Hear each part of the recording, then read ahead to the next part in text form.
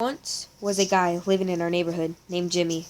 He got picked on a lot for being a confident and funny guy. His mouth tended to get him into a lot of trouble. He was just very confident about who he was and refused to change it. When people asked him why they let the people who picked on him wail on him and for his blunt comedy and wisecracks, he smirked and said, "Honestly, is that the best policy? At least they're not hiding anything from me, and neither am I from them." One of the kids that he pissed off with one of his crude jokes. He didn't really take it kindly to the insult, so he rounded up the other guys who didn't like Jimmy, and they conquered him after school in the science room. "Your mouth got you into this. I want you to remember that," Brett and his ringleaders told him, as he looked into Jimmy's terrified eyes. They grabbed some formatic acid, stored in the lab, and threw it at his face.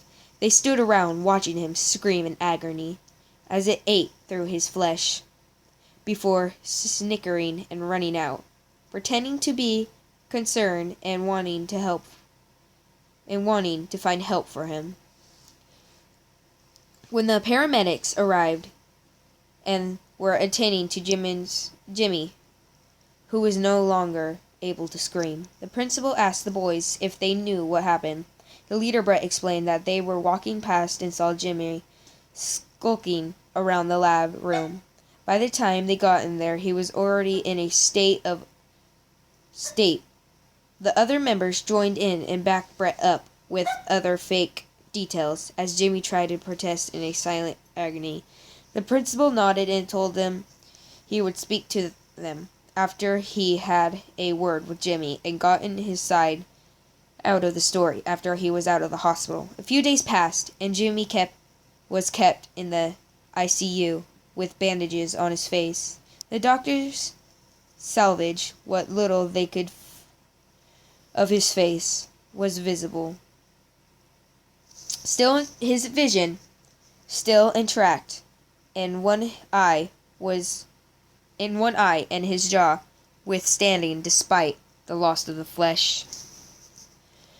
He was still unable to speak and refused to respond to anybody. He just sat there, eyes blinking and staring at the ceiling, bloodshot and filled with animosity. When he was discharged, sometime later, he could not respond to anyone with any other words. Liars. His social life gone. Unable to smile, unable to crack a joke anymore.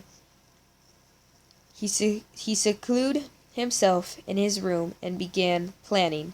Sick, violent thoughts started to appear in his mind.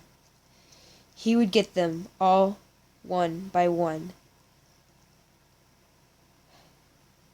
He waited patiently until the group would be vulnerable late at night when they said their goodbyes and went home separately.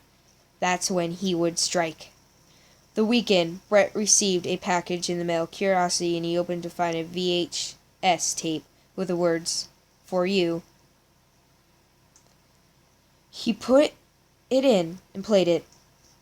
It was a crudely recorded home video by an unknown cameraman who didn't speak at all for the duration of the film. It began with the camera pointing at a date on a newspaper. It was yesterday. As he zoomed out, you could see it was in a basement, a single flickering light bulb hanging above a casting in an uncomfortable scene. By the time he completely zoomed out, it was apparent that this was no normal video. In front of the camera and on his hands and knees, there was one of Brett's friends. He was naked, a dirty blindfolded around his face, and a cruel gag in his mouth. He was covered in blood, horrific burns, and wounds. One particularly large one on his back stood out and almost looked like a word. The cameraman was with gloves hand, took the gag out of the crying boy's mouth, and immediately he began to beg to go home. Please, please, let me go, man. I didn't, I don't know what you want.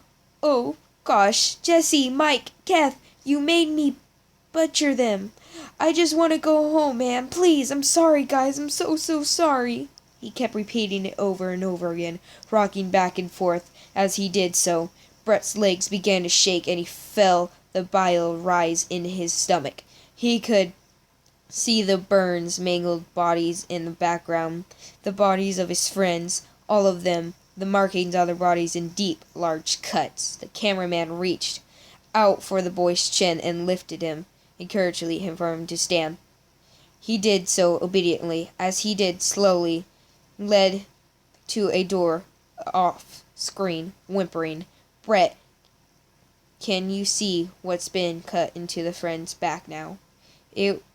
It's the word liar. The camera cuts out temporarily. When it restarts again, they're no longer inside. They're instead out in the cold snow on the outskirts of the woods, and it doesn't appear to be an original man holding the camera anymore. It was Brett's friend. He's whimpering and shivering as he holds the camera in the place for 30 seconds, pointing at some trees in the distance, hearing footsteps draw nearer. Where are you, man? You said I could go, man. You said I could go. The boy is screaming and crying, frightened out of his mind, as the sound of crunching snow draws nearer from seemingly every angle. It stops. He turns around to see a mangled face of Jimmy's, and horrifying bull blares through the speakers, and the words liars appears from the tape. The tape stops. Brett feels faint and darts to lock from the front door, knowing what was coming. As he turns to run for it, he immediately hits something and falls backwards. At least the last thing he ever hears is liars, and acid runs down his face and begins to slowly eat away his flesh. The last thing he ever sees is Jimmy's face, confronting into a sick, twisted smile.